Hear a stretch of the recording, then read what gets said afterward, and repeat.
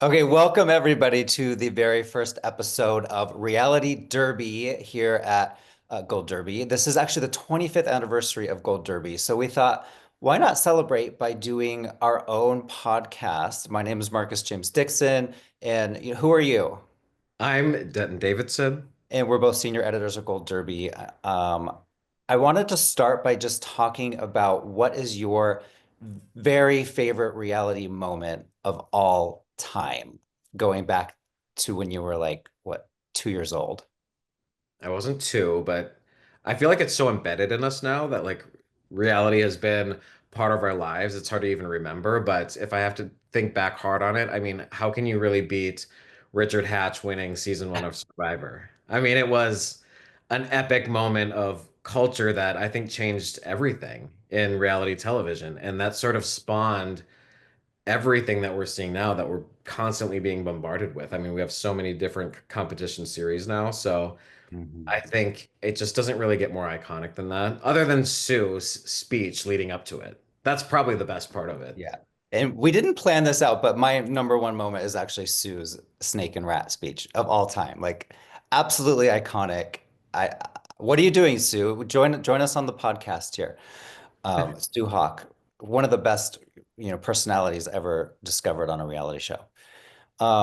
So yeah, so here at Gold Derby, we already have an awards magnet podcast with Chris Rosen and Joyce Eng, and that deals with award shows like Oscars and Emmys and all that fun stuff. So we thought, why not do a peak trash podcast talking about our favorite reality shows? I mean, some of these are just iconic, and some of these, you know, maybe a little trashy, but that's fine. There's nothing wrong with trash. No, we love it. And some of them, sometimes they combine and they work so well that they end up winning Emmys. I mean, when I first saw The Traitors, I thought, ooh, like a great trash TV. And now it's the Emmy-winning Peacock series, The Traitors. Yes, and we're actually going to start by talking about The Traitors season three. The first three episodes are on Peacock right now. So if you have not seen it, mute us, pause us, whatever you need to do, because we're going to talk about everything that happened. We're going to talk to Tony Vlachos later. So stick around for that. That'll be on the podcast. He'll be our very first special guest star ever.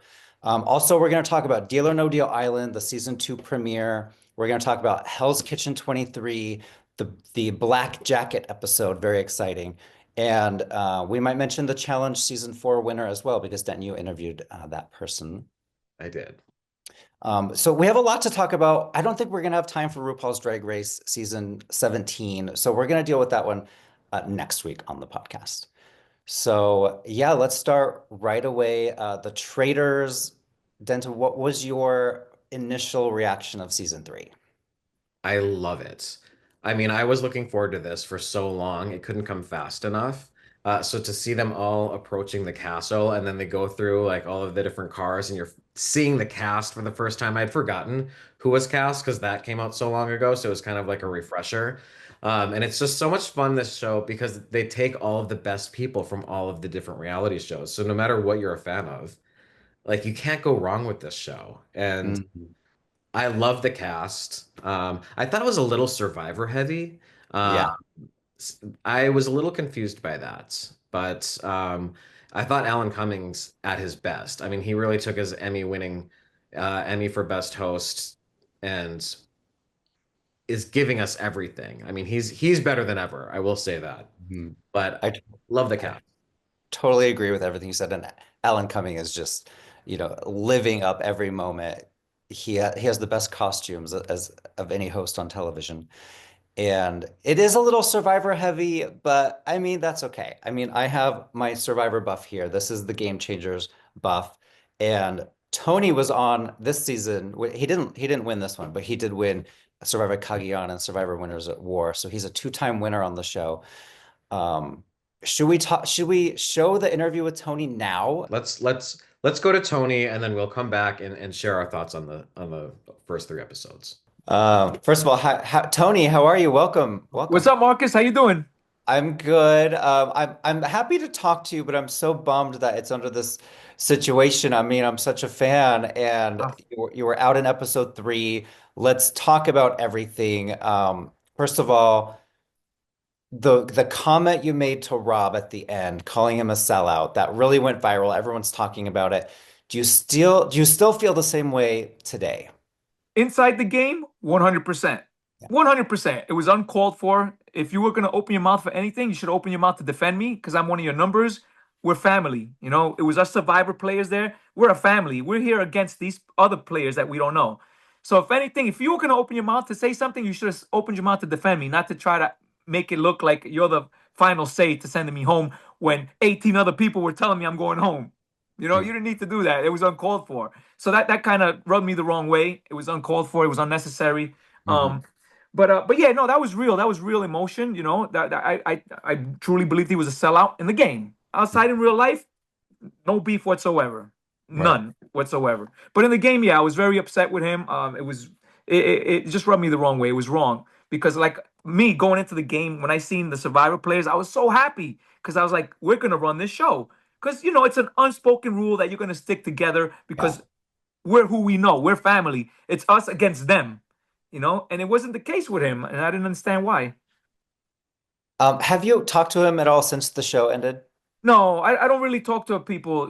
Like we play the game and then we go back to the reunion and then we talk there and that's it. I really, I'm so busy with real life stuff, that the reality stuff, it just takes a back seat. Hmm. Going back to the very beginning, what was your reaction when you got cast on the Traitors? Because this seems like the holy grail of reality shows for past contestants on other shows, and you got the call. Yeah, no, I was very excited. I mean, it's always an honor when somebody reaches out to you.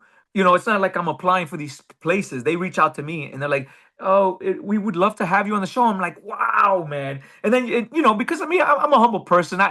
Yeah, I won Survivor twice. People call me the king. I don't think none of that. I went out there, I played a good game, and I got lucky, and I won. So when people call me on, they're like, "Tony, we would love to have you on my show." I'm like, "Wow, like that's crazy!" Like the shows are looking for me. So it's such an honor. I mean, you are the king, and it wasn't all luck. There was some skill involved too. Yeah, no, I mean, yes, there is, but there's also luck, and I don't think like it's not like baseball where you're a good batter and you're gonna keep doing the same thing, or basketball where you keep hitting those threes. There's too many moving parts in it. There's too many variables. If I wasn't with Sarah in season 40, would I have won? If I wasn't with Trish on the first season, would I have won Cagayan? It just if I wasn't with Wu, would I have won? So it's like there's a lot of moving parts in that. So it all has to come together in order for the person to win. Mm. So in episode one, Alan Cumming gives everyone an option to shake his hand, bring in Rob, and you could eliminate anyone else that you wanted to. Did you ever consider making that move? And what was your reaction to learning that Carolyn almost did it and you would have been her boot? Yeah, so I really, something like that. Again, these people, I don't know them, so at face value, you're reading people at face value. So I wasn't gonna go out there and shake his hand and get rid of one of these people because it'd be like, yo, why would you? Who are you to get rid of somebody like that? You're already a traitor for doing something like that. So I wasn't even considering shaking his hand, not because and it's not, like, and him, but I was talking about this with Dalton or somebody. So the thing was, he made it sound like I'm revenge. Revenge is served cold, whatever. A dish served cold, whatever. What Mm. revenge, man? What made you feel you were more worthy to come into the game than somebody else that was standing there when we first started the game? You're not more special than these people are here. So Mm. for us to go shake your hand, put you in, and get rid of one of these people, that's just ludicrous to think that somebody was going to do that. Mhm. There was no way. And Did not because we didn't want, not, let me get it straight. Not because I didn't want Robin. I really wanted Robin, but not under those circumstances. I'm not going to shake the hand, get rid of somebody that I'm sitting here with, and then piss 19 other people off. I'm not going to do that. How many of those people did you immediately recognize, and how many did you say, I have no idea who this person is? I only recognized two people, Jeremy and Carolyn. And then until I saw Rob later, I had no idea, zero idea about who any of those other players were. Zero. And that's what made it tough for me because again, I had to accept them at face value where they didn't have to accept me at face value. They judged me off my reputation. They did. They judged the book by the cover because Y- you had won Survivor twice. Some of the Yes. housewives did that, some of the other people. Do you think that's fair? Or is that just part of the game? Well, it is part of the game, and it's my job to try to adapt and try to come overcome that. And I couldn't do it. So I took the approach of being quiet like a mouse, so I don't, trigger any flashbacks of these players seeing me on Survivor. So I was trying to be quiet. I was trying to get a new start, a new clean slate, and I couldn't do it. I couldn't Mm. do it. And before the traitors were named by Alan, you were kind of telling everyone, "I want to be a faithful. I want to be a faithful." That was a lie, right? A total lie. Uh, I really wanted to be a trader, but so when I first stepped off the Land Rover, it was already an assumption that I was going to be a trader from everybody, knowing what they know. So when I went into that castle, my job was to already try to stop that. I was trying to kill the traction on that and say, listen, guys, I truly came here to be a faithful. I'm a homicide detective, which I'm really not, but that's what I do for a living. I want to come in here and do it because it'll be so much fun for me to solve this. And I was trying to be as convincing as possible. And had they not known my reputation, they would have 100% bought that story. And how bad did you want to be the traitor on a scale I, of 1 to 10? Was it 10? and that's why I went there for. I didn't go to traders to be a faithful. I went to traders to be a trader. And I already had taglines, Tony the Trader, TTT, Tony the Trader that's done it again. And the four that were chosen were Rob, Carolyn, you knew both of them, and then Danielle from Big Brother, Bob the drag queen from RuPaul. What did you think of each of their traitor games now that you've seen them in action? So Carolyn, amazing. I underestimated her. I would never have thought she would have been a traitor. So when I found out she was a traitor, I was like, oh my God, she's brilliant. Her, Danielle, the same thing. I didn't know Danielle. So I judged her at face value. So all those tears and all the, over the top acting, I thought that was real. Because when I talked to her, I get to know her. She was telling me she's a grandma and she was missing her grandkids at home. So I thought that was all real. She was just an emotional grandma. So I bought that. So she got that off on me. Bob the drag queen and me and him were like awesome. I was wearing his clothes, his glasses, his hat, his boots, like with 8-inch heels, walking around the castle with them on. So me and him formed a great bond right off the start because we were riding together in the Land Rover a lot. So we formed a great bond. And him, towards right before I got booted out, I started picking up cues on him. Mm. So he was the only one that I started picking up cues on. And the two votes you had at the round table were for Wells and Bob Harper. How convinced were you that they were traitors, or was it just kind of you just had to write somebody's name down at that point? So with Wells, based on what I was hearing, circumstantial evidence, I was like, okay, that sounds like maybe traitorish. So I'm gonna go with the rest of the team. This is the first one. Let me go with the rest of them and see where we're at.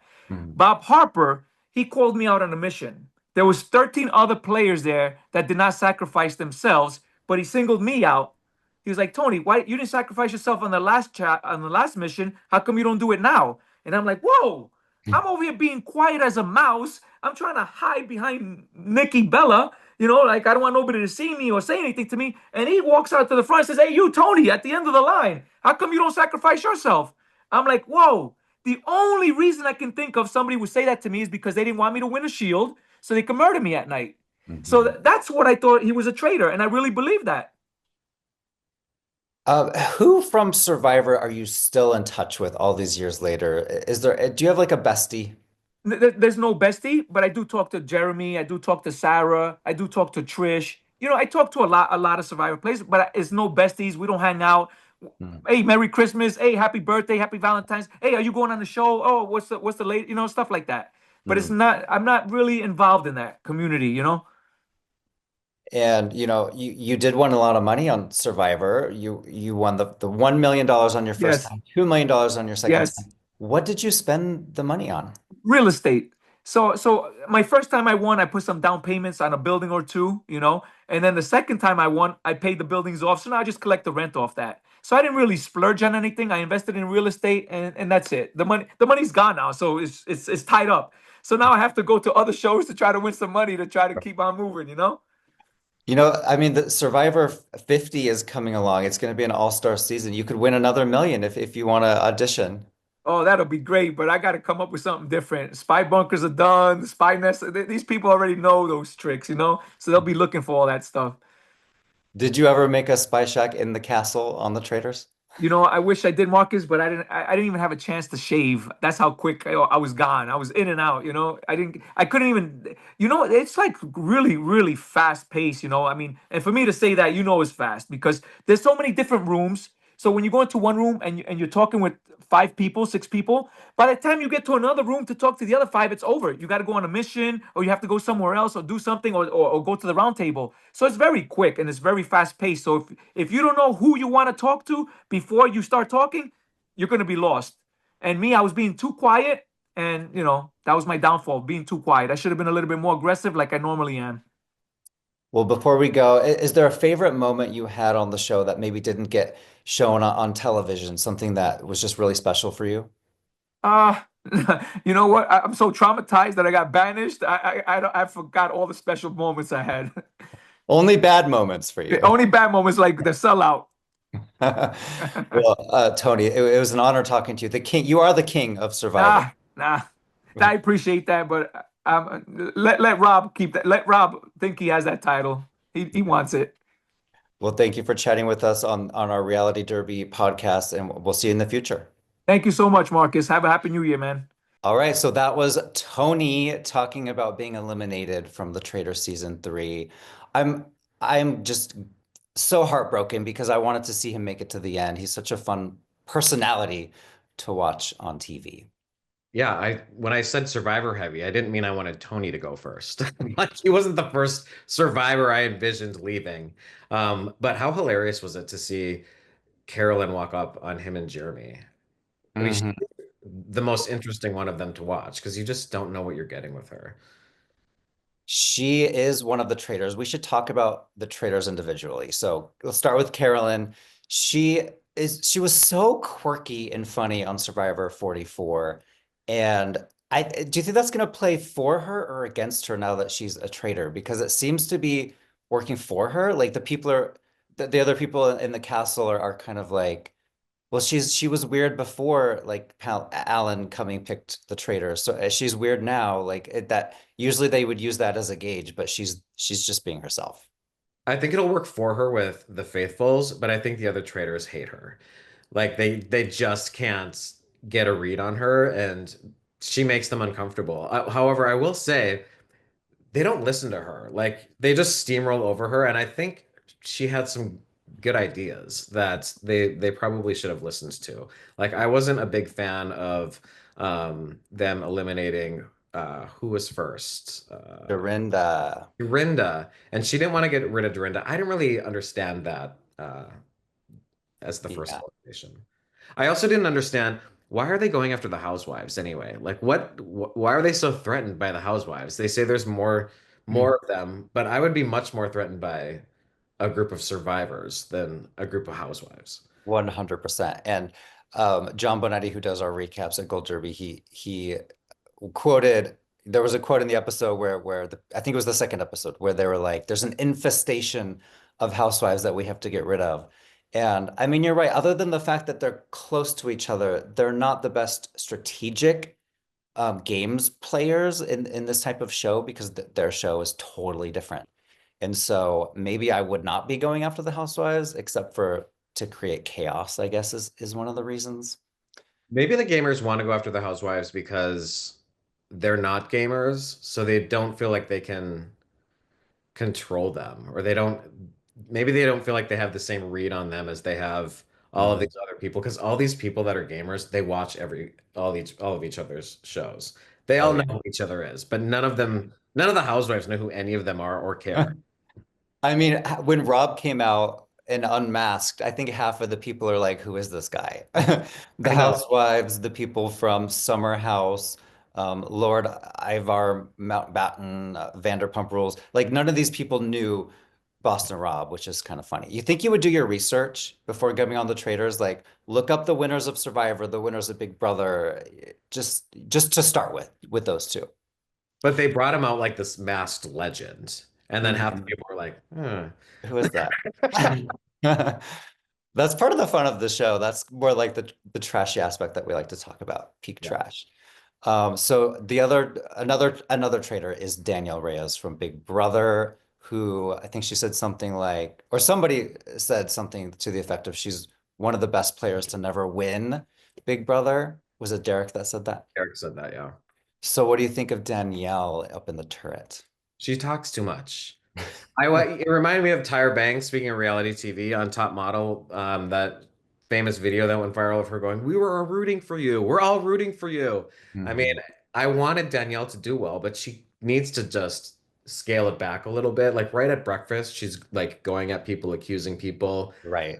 It's just too much too fast, and we don't know how it's edited. Like maybe everyone talks, but I mean, people are talking about her, and Tony even I think was one of the people early on that was onto her. Mhm. So it's just it's hard to watch It's because I wanted her to succeed, but I feel like she's gonna go pretty soon. it's still early. You never know. It's almost like the Dan Giesling effect. He was a traitor in season two, and he just sat there. He never talked.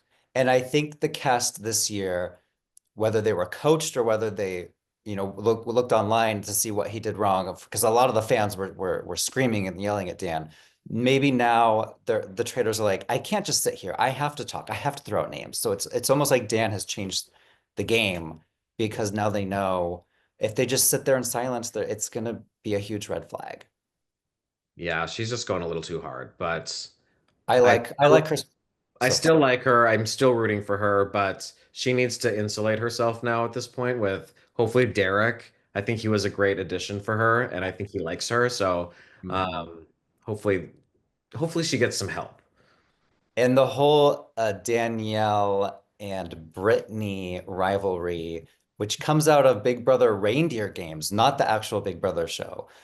And I just kind of love the fact that Carolyn threw out Brittany's name as a possible boot, and Danielle's like, oh no, you have to save her because if she goes home, people are going to think it's me. So even though these two, Danielle and Brittany, came in sort of like as enemies, the fact that Danielle is keeping her to make herself look better is really, really fun to watch. Like I don't even think the producers would have expected that to happen. I also feel though that they're foreshadowing something. Like, why did they bring that up so quickly? I feel like that relationship is going to come to a head at some point because I just think they're building it up too much too early on for Hmm. something not to go awry in that direction.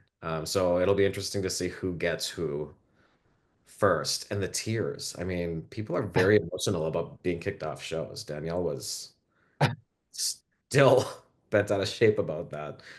She also fake cried a lot too, which I don't think I could fake cry even if I try really hard. I don't think I could do it. So the third traitor out of four is Bob the drag queen, who when Alan tapped him on the shoulder, I was like, yes, because as a Drag Race fan, I have my fan. Sashay.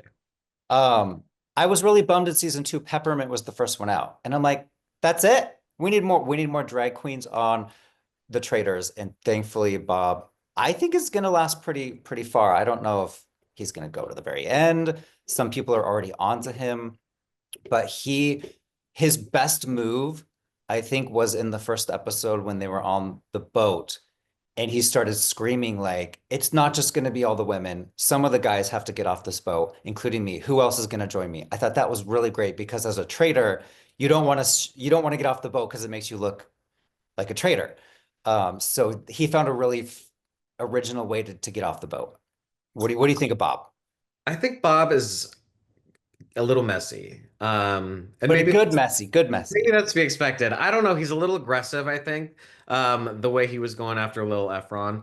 But he, I think Efron is the only one that's really onto him, and no one's listening to him at this point, it Yeah, seems like. Bob has a lot more power. yeah. So it's going to be interesting to see how that all shakes up. I mean, I'm happy for Bob. I hope Bob the drag queen doesn't get booted early. Hmm. Some drag queen or drag race representation, but I I'm think nervous for him. I think you're right though about Dylan Efron because at the end of the like no one's listening to him, and at the end of the episode, him and Bob kind of had that moment where it looked like Dylan was like, I still think it's you, but I'm gonna focus on other people. Yeah. So the fourth traitor is probably both of our favorites. I'm just guessing. Rob. Yeah, but I just feel like it's so obvious. Like I don't think he's gonna make it that long. Like it would be so foolish of them, and especially the way that he turned on Tony. I just don't know. that anyone can trust him, but he is Boston Rob. So if anyone can talk him out of himself out of a situation, it's going to be him.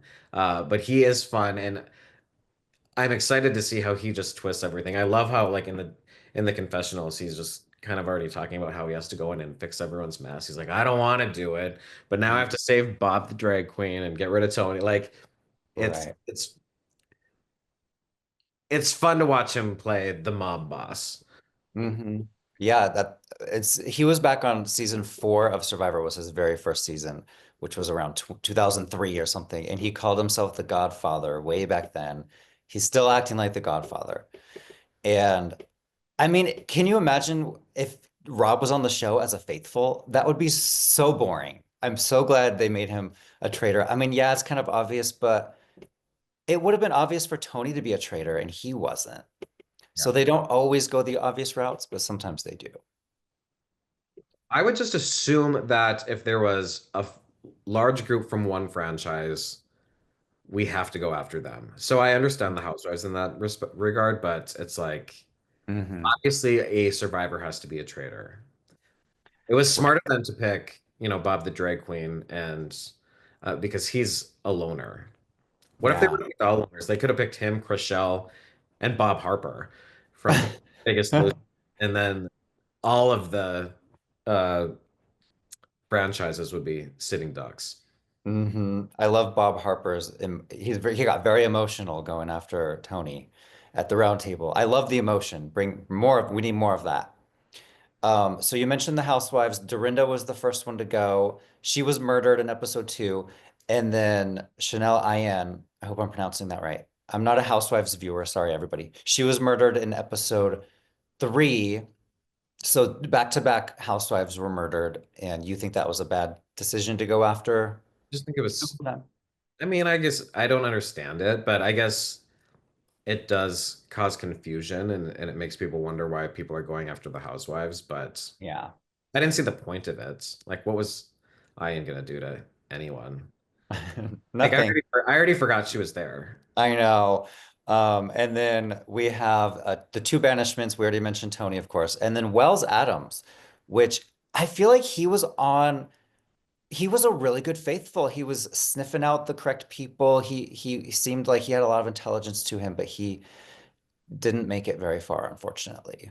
Yeah, I like Wells. Anyone in Bachelor Nation loves Wells. He's just the bartender that hangs out on the beach and serves all these drunk people dating each other. He's just a fun person to have around. So we didn't get to experience that on the Traitors. Right. And then there was also, I'm looking back at season 2, Peter Weber was a bachelor and he was really good last year. He was probably like the surprise of the second season and with how savvy he was. So I'm all about more bachelor contestants on this show because they keep me interested. Who are some other cast members we haven't talked about? Well, one that no one's going to talk about because I was happening to watch and I noticed, I think it was like 35 or 36 minutes in was the first time we heard a word from Sam, who's known as Britney Spears' ex. Like that's all that they know him by. Even in the house, they're like, that's Britney Spears' ex. Hmm. So I feel like he's kind of a dud and like production maybe realized it early on, unless maybe he makes it really far. So we'll see more of him later. Mm. He was kind of a misfire for me in the first episode of a non-event. I liked seeing Jeremy from Survivor, and he had been betrayed by Tony on Winners at War. So it's always fun when people come into the show with like past rivalries. But it seemed like they were willing to work together up to a point until Rob. I guess Rob was the nail in Tony's coffin when he said, I gave Tony the shield and he never talked to me after that, which was a stupid move by Tony. So after Rob did that, it kind of gave the okay for everyone else to write down Tony's name.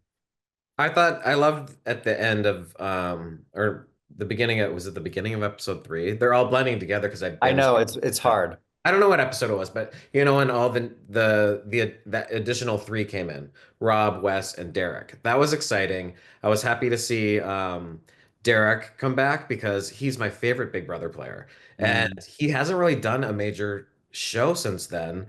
So I'm curious to see, like, does he still have it in him? Like, was that yeah. a fluke? Was he with in a house of bozos? Is that why he looked so smart? Or is he going to pull it off again? And so far, they haven't shown a lot of him, but he does have some good insights, and he already knows to be very wary of Boston Rob. So Yeah, I think like Derek and Wes, who we should talk about in a second, and Rob, when they all came in, I think between them they realized one of us three is a traitor. And so Derek is probably going to sniff out Rob.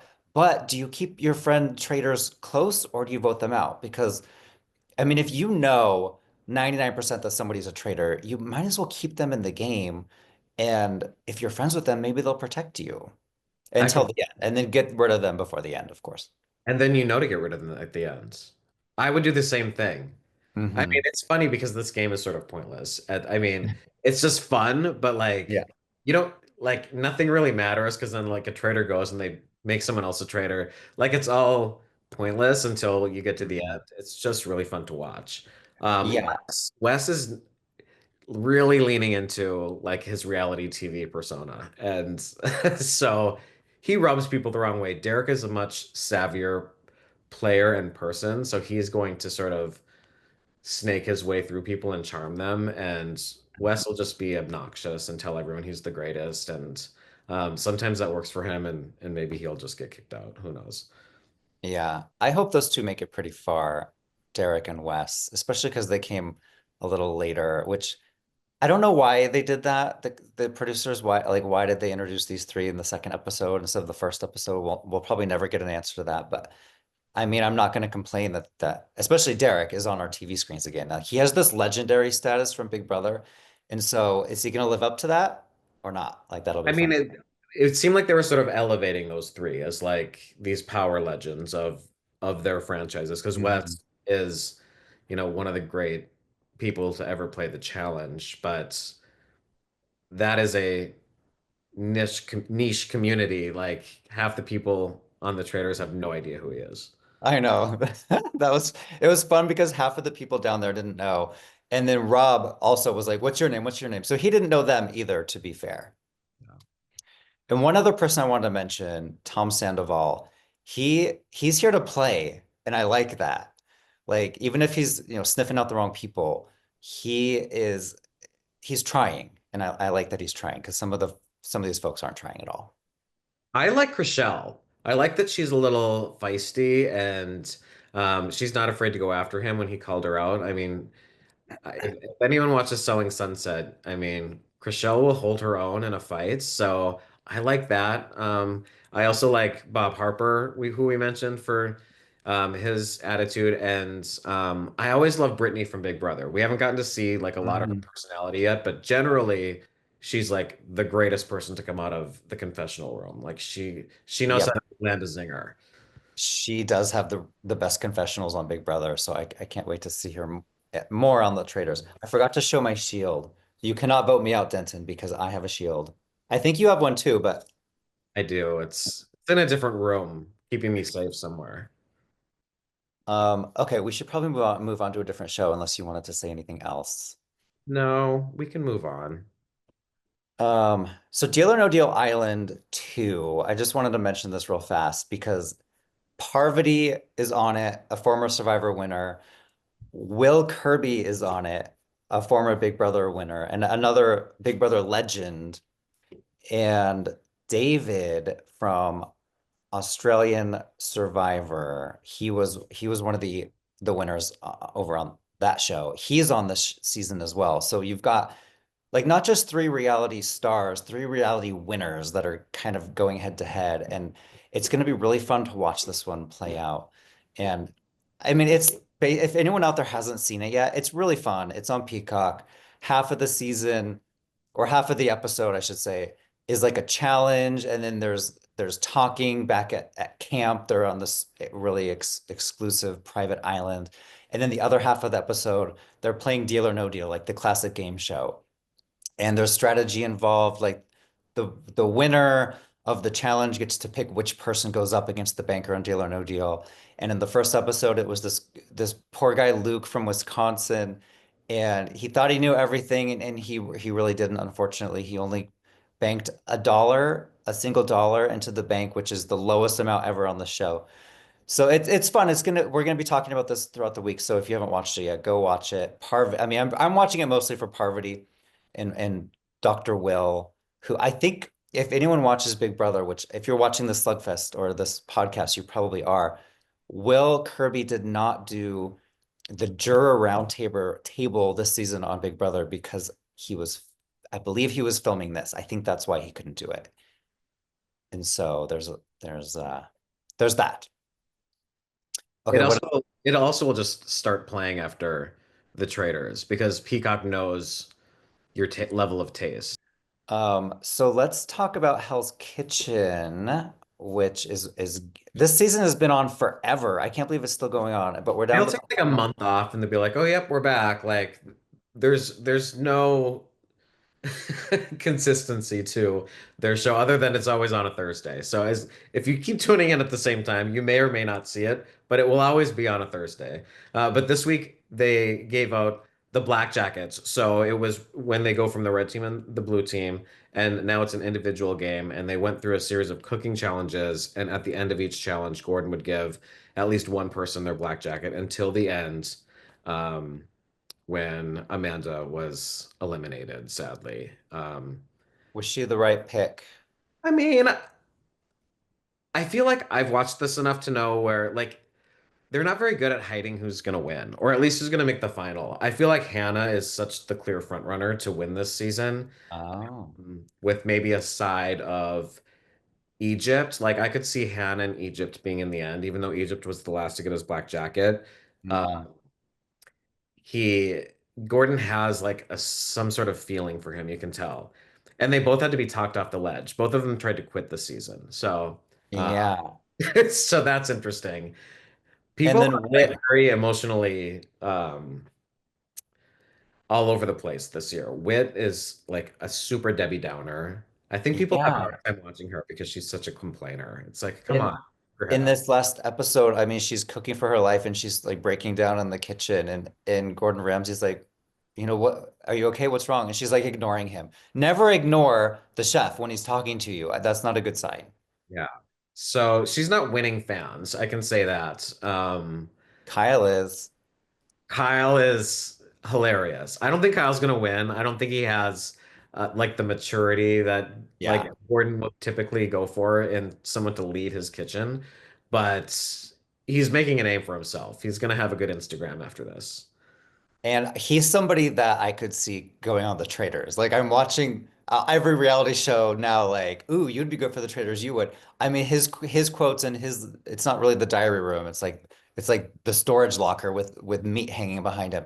He has the best quotes on the show. I hope he makes it all the way to the end. But I agree, he's probably not mature enough to win. He's silly and fun. He's not really taking it seriously. That's what makes him great television. Yeah.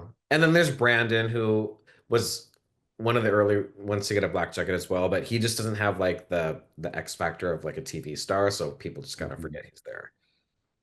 Hannah has the freckles. Yeah. Are they real? I think so. She's gonna win. Like I'll be shocked if she doesn't win. I'm Mm. saying it now, weeks in advance, perhaps a year in advance. I don't know when this show's gonna end. They might never actually get to the finale. No, I think they're jokes aside, I think they're gonna go week to week and we'll be speaking with the winner here. So Yeah, hopefully within a month. yeah. So yeah, the last show we wanted to mention was The Challenge, and this was season 40. Epic season 40. It was such a great season. So for the 40th season, they brought back the 40 best or 40 of the best contestants of the last 40 seasons, and then they separated them into four teams from Era 1, Era 2, Era 3, Era 4, based on which season they joined the challenge. So like anyone from seasons 1 through 10 was from Era 1. And Era 1 just got their asses handed to them because they're all like 50. Oh, So they just got demolished. But Rachel was like this lone survivor, and she kept surviving and surviving, and she got all the way to the final, and then she ended up winning.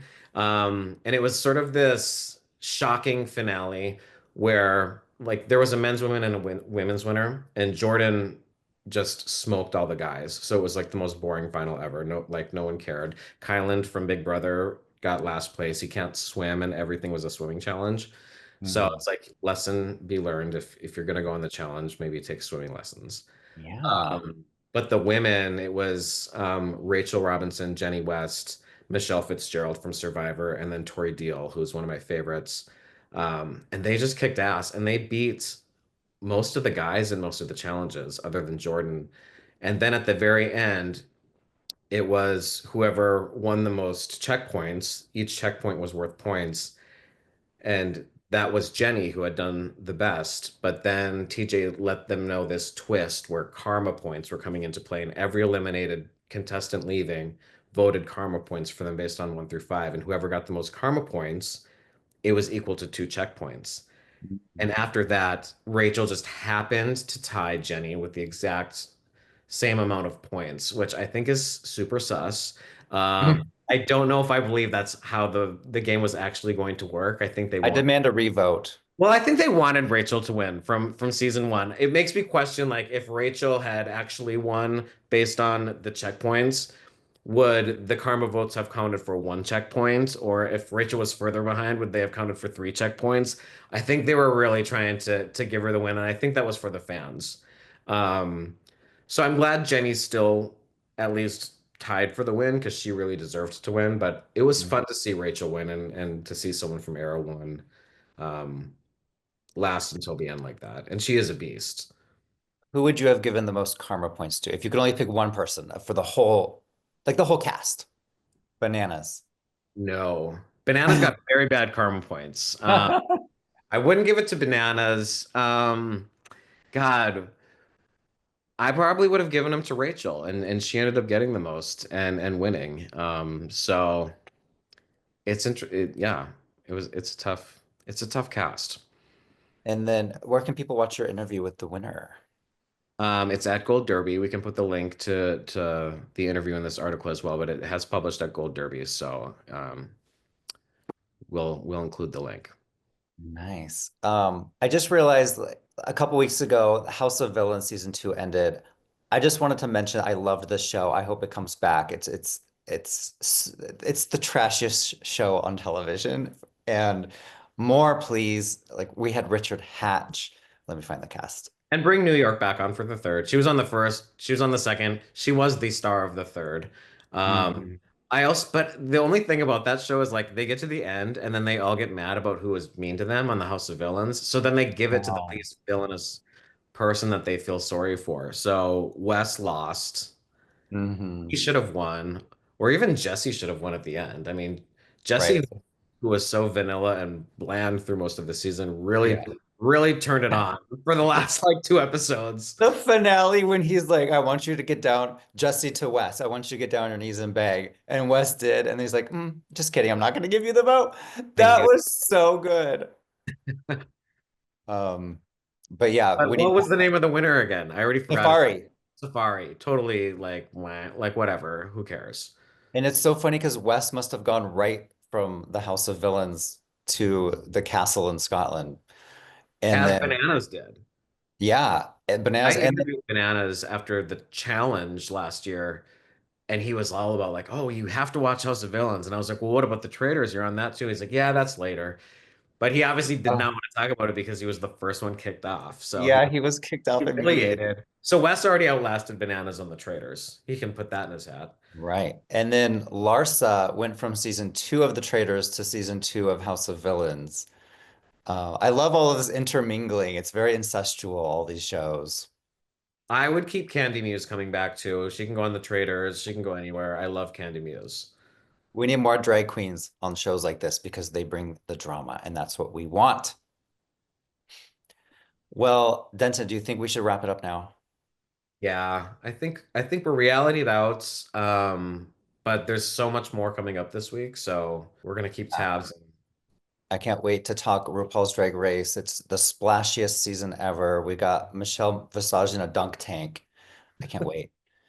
So thank you everyone for watching. If there's any shows you want us to cover, let us know down in the comments and we will be up for it. We'll listen to you. So thanks for watching and we'll see you next week.